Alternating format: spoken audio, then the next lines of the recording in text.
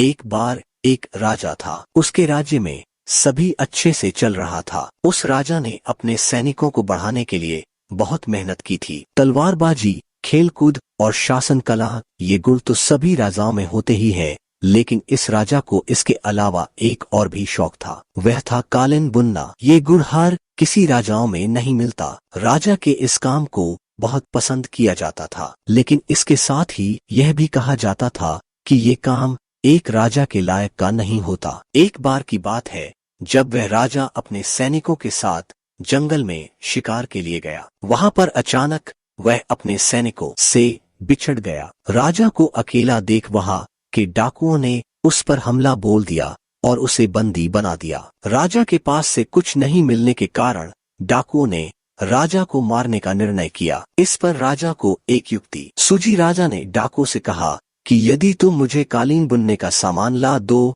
तो मैं तुम्हें इस राज्य के राजा से सौभाग्यवती सोने के सिक्के दिलवाऊंगा। इस पर डाकू मान गए। राजा को कालीन बुनने का सामान दिया गया। राजा ने कालीन बुनना शुरू किया। जब ये कालीन पूरा बुन दिया तो इसे राजभवन में भेजा गया। वहां पर रानी इस कालीन को देखकर राजा के काम को पहचान गई और उसमें लिखे राजा के संदेश को पढ़ लिया। राजभवन में आए डाकुओं को पकड़ लिया गया और राजा को जंगल से छुड़वाया गया। राजा के अपने हाथों के इस हुनर ने राजा की जान बचा ली।